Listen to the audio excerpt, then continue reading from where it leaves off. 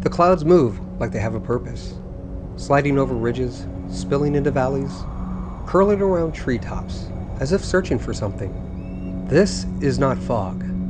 It's the breath of the mountain, cold, unbroken, rolling down the cliffs to meet you. You feel it before you understand it. That pull.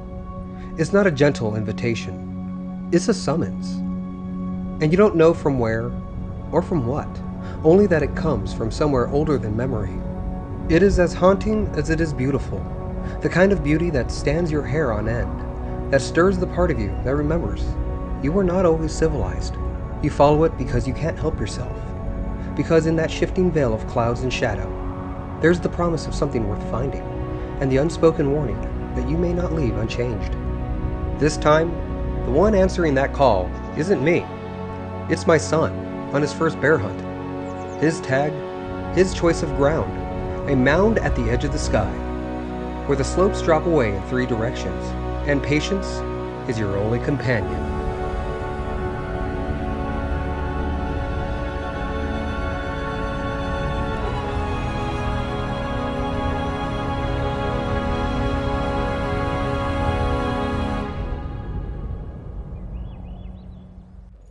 Here, the wilderness doesn't work on our schedule. It owes us nothing. Whatever it gives, if it gives anything at all, is a gift. Theo's about to learn that for himself.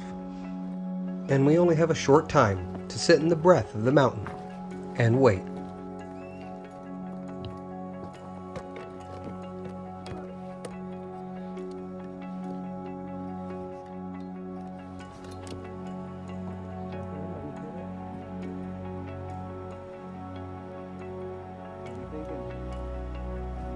Theo lays in the prone position, his 30-06 steady against a tree branch, eyes locked on a narrow break in the trees.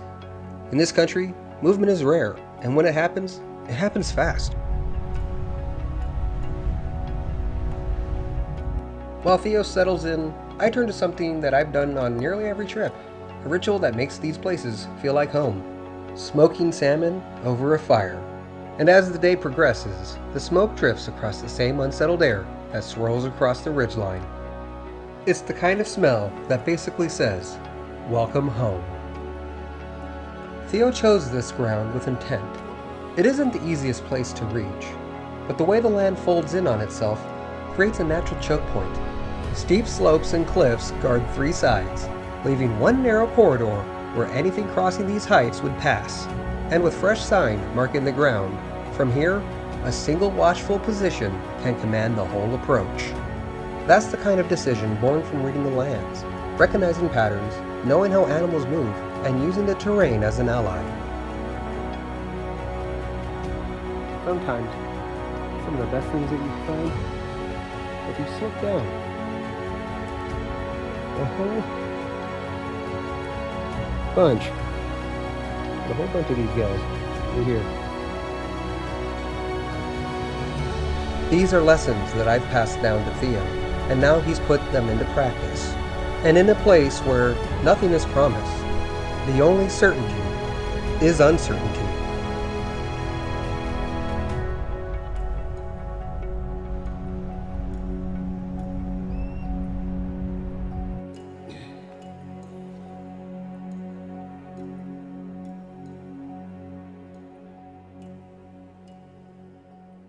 Bottoms up. While the salmon smokes, I walk the slope with a plastic bag in hand, gathering what the mountain is willing to give. Mostly huckleberries, smaller here, more tart than sweet. They'll find their way into breakfast tomorrow, but for now, they're a reminder that anything worth having takes time to collect. Berry picking feels simple, but it carries its own lesson. You don't take more than you need. You don't force what isn't ready. You accept what's there with gratitude, because you have no claim to it. It's a gift. At the fire, I feed green mountain hemlock branches to the flame, just enough to keep the smoke heavy and constant over the salmon. When the salmon is ready, Theo and I don't bother with plates or forks. We eat it with our hands, tearing it apart in steaming, tender pieces. The oil sticks to our fingers, the smoke still clings to the skin. It's messy, but it's honest. The way a meal should be when it's earned by the fire. We say little because there's no need. The hunt will continue, but for now, we're warm, fed, and exactly where we're meant to be.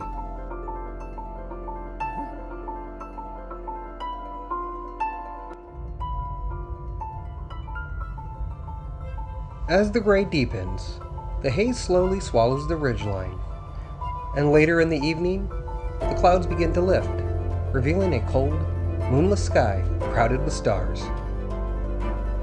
Somewhere in that darkness, a coyote begins to howl. Another joins in, then another, until the sound carries across the slopes like a single thread pulled through the night.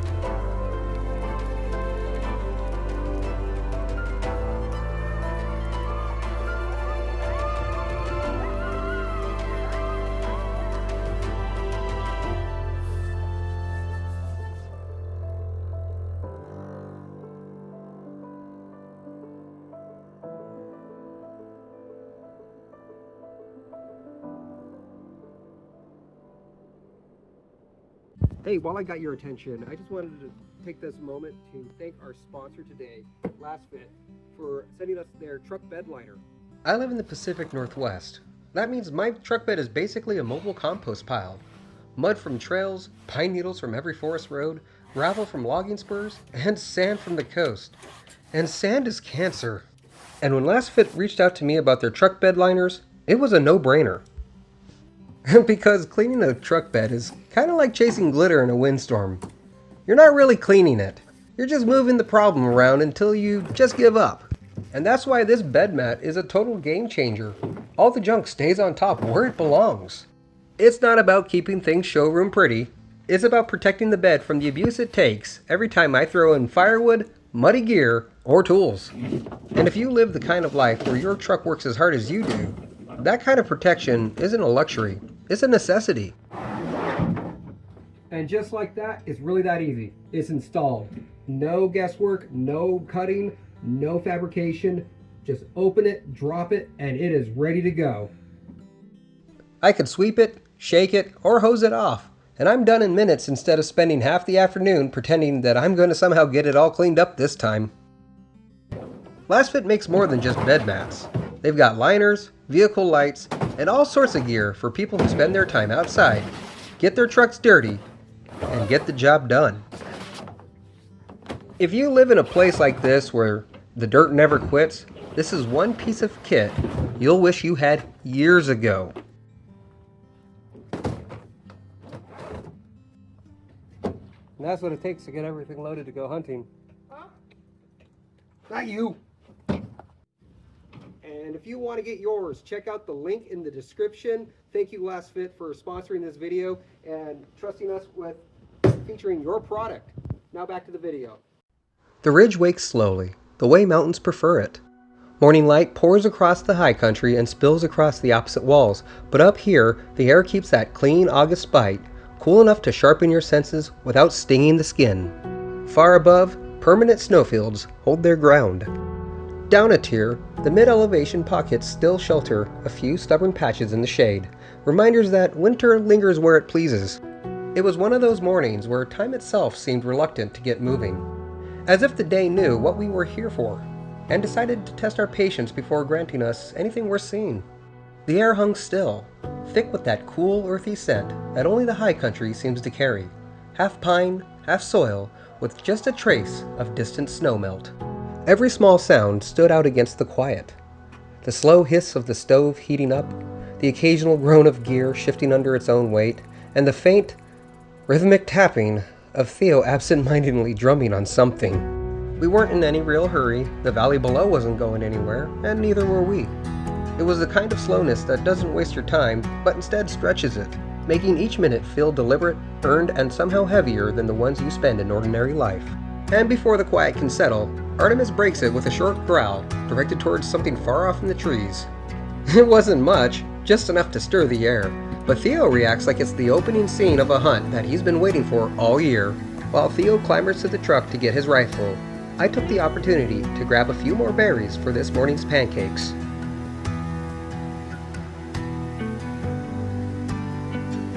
The 30-06 comes out of the truck bed, bolt checked, safety thumbed. Theo shoots me a quick glance, more reflex than request, and he's already moving before I can say a word. Theo climbs the little rise he staked out yesterday, eyes fixed on the opening, the narrow corridor where anything wandering might eventually make itself known. It's the kind of impulsive charge only inexperience can fuel, seeing a dog's curiosity as a sign of certainty, and treating every sound in the wilderness as if it might be a bear announcing its arrival.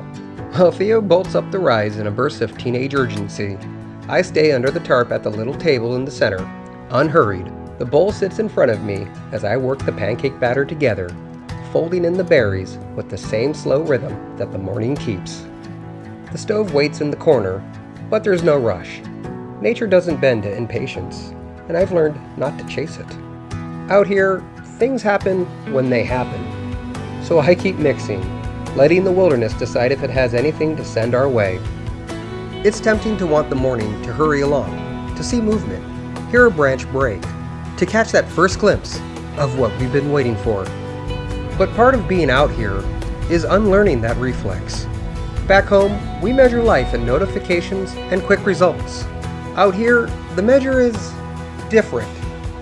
The wind moves when it wants, the fog lifts when it's ready, and the wild doesn't show itself on our schedule. So you slow down with it. You stop chasing the moment and let it arrive on its own time.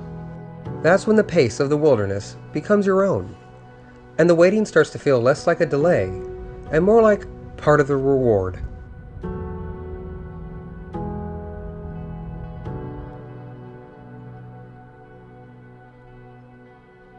By the time the batter was ready for the griddle, the air had lost that sharp edge it carried at dawn. The sun starting to push through in earnest, and with it came that shift towards summer warmth that makes the mountains feel more open and welcoming. Theo eventually wandered back into camp, the scent of breakfast working faster than any call I could have made. Teenagers have their own clock, one that runs on appetite and the promise of something better than waiting. I let him settle back into the tarp's shade, while the first pancake hits the griddle, releasing that sweet mix of berries into the air. The pancakes themselves were a map of color, each one dappled in a polka dot of deep purple and golden brown. The pancakes needed nothing more than a little bit of butter spread across the top. No syrup, no frills, just the balance of sweet and tart, warm and soft, the kind of meal that speaks for itself. This breakfast wasn't just food. It was a part of the connection to this place. The berries from the land, the stillness of the ridge, the air warming in time with the griddle. All of it folded into each bite. It was a small way of bringing the mountains into the morning, and the morning into us.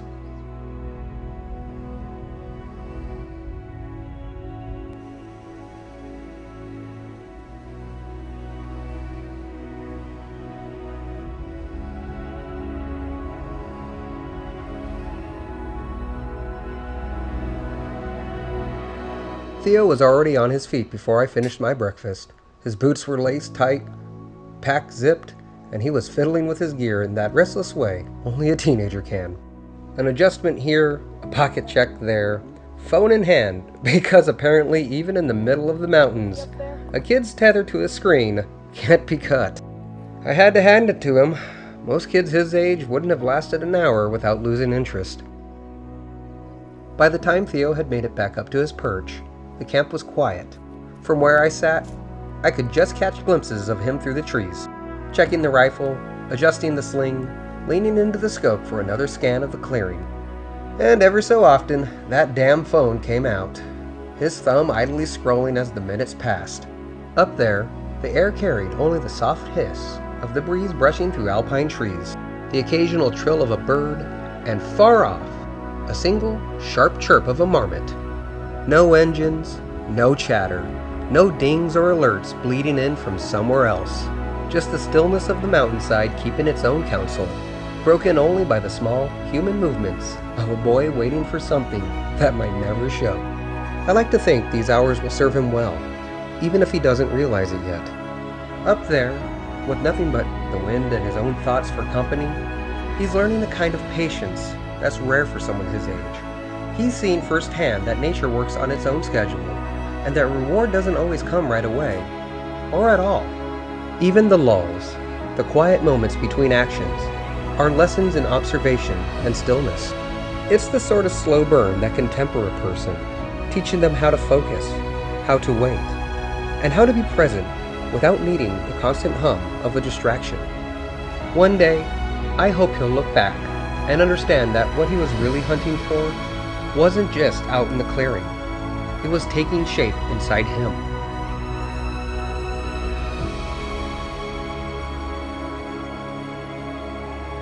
Some things are worth the hours they ask of you. Ribs are honest about that. The rub I bring is simple on paper. Salt, brown sugar, spice. But the real important ingredient in this is time. Wrap it loose in foil. Give it heat without hurry. And let the smoke thread through the gaps while the steam keeps what matters inside. What I want Theo to see is that patience isn't passive. It's deliberate. You set the conditions, then you stand back and let work unfold at its own pace. In the high country, that's how most good things happen. This is the commitment point. No shortcuts, no fast forwarding. From here on out, flavor is simply a function of time and restraint. I bring Theo a small bag of huckleberries and salmon berries. The mountain's reminder that we're guests, and sometimes guests are fed. How's your wash been going? I got a surprise for you.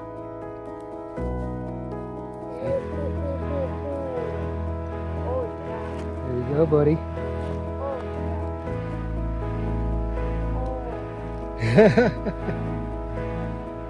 I'd rather him be munching on these than potato chips any day, and plus, I'm sure they taste a whole lot better, huh? Yeah. No movement yet?